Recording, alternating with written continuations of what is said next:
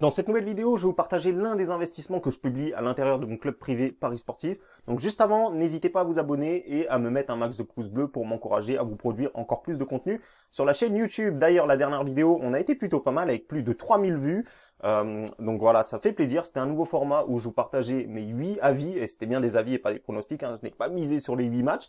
Et donc voilà, ça fait plaisir. Vous avez bien aimé la vidéo. Maintenant, moi, j'aime pas trop en général donner mes avis parce que voilà, je vous conseille de jouer ça, vous jouez ça, moi je joue pas et vous perdez tout seul. C'est aussi simple que ça.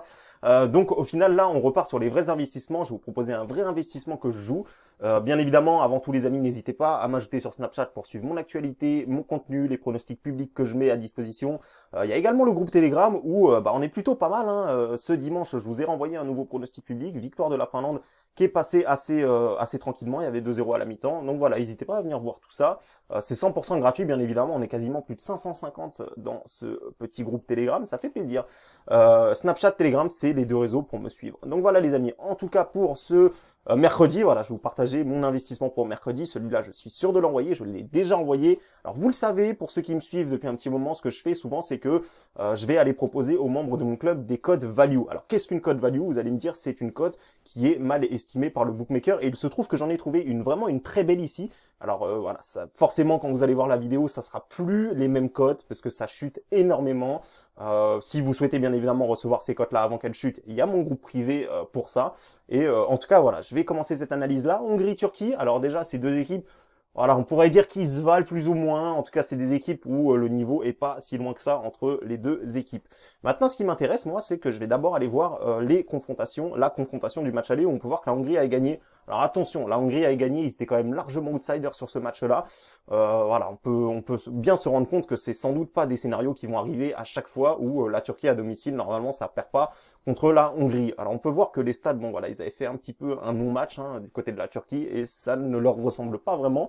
Donc voilà, de toute façon, c'est pas vraiment ça qui va faire le détail dans cette analyse-là. C'est surtout que la Hongrie, ici, on peut voir qu'ils ils vont quand même enchaîner 3 matchs en 7 jours. Ici, on peut voir qu'ils ont été joués un match vraiment très physique. J'ai vu ce match-là, ils sont vraiment passés pas loin de la sortie contre l'Islande. L'Islande qui a mené tout le match, la Hongrie qui renverse le match à 3-4 minutes de la fin, qui marque 2-1. Donc beaucoup de réussite.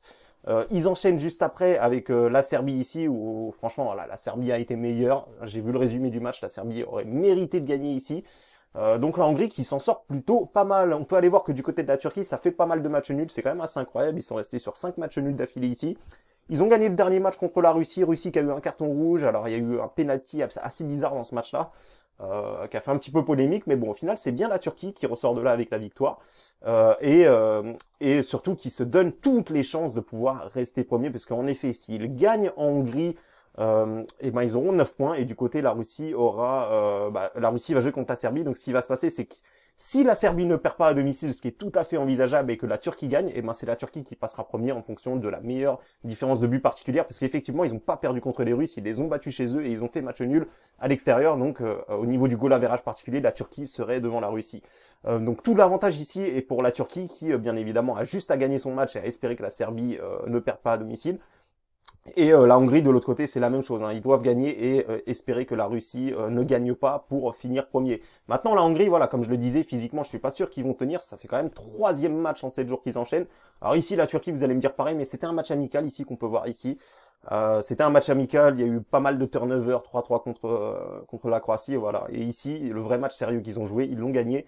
Et pour moi, déjà, c'est simple, c'est simple à comprendre. Pour moi, les amis, j'aurais jamais mis la Turquie outsider. C'est quand même incroyable de voir que les bookmakers nous ont sorti la Turquie outsider, sachant que s'ils gagnent, ils finissent premier. S'ils gagnent, et comme je le répète, et que la Serbie ne perd pas, ils finissent premier. Donc pour moi, c'est vraiment très intéressant à prendre ici. Donc je vais vous montrer mon pari tout de suite, qui est tout simplement une victoire de la Turquie remboursée 6 matchs nuls, mise de 50 € pour ma part. Et donc je vais récupérer 98 €, presque un doublement de mise, hein. Je crois que c'est une cote à 1,98 ou 1,97, et je vais récupérer mes 50 € s'il y a match nul entre la Hongrie et la Turquie. Pour moi, c'est une excellente value. J'aurais jamais pensé que la Turquie serait à 2,80. Franchement, je les voyais plutôt à 2,30, 2,25. Je les voyais vraiment favoris en Hongrie, parce que voilà, il y a quand même la Hongrie, ça va quand même finir par fatiguer. C'est pas non plus une équipe qui est flamboyante. Certes, il y a quelques joueurs de qualité, mais la Turquie, au niveau de l'effectif, me semble quand même mieux armée et mieux préparée pour aller gagner ce match-là. Donc bien évidemment, dans chaque pronostic que je propose, il y a des risques. Je vous invite néanmoins à ne pas dépasser 2,5% de votre capital sur ce pronostic-là. Et donc voilà les amis, si vous souhaitez recevoir ce genre de cote là avant qu'elle chute, n'oubliez pas, il y a mon VIP, il y a le groupe privé que vous pouvez rejoindre, vous avez dans la description les réseaux pour nous rejoindre.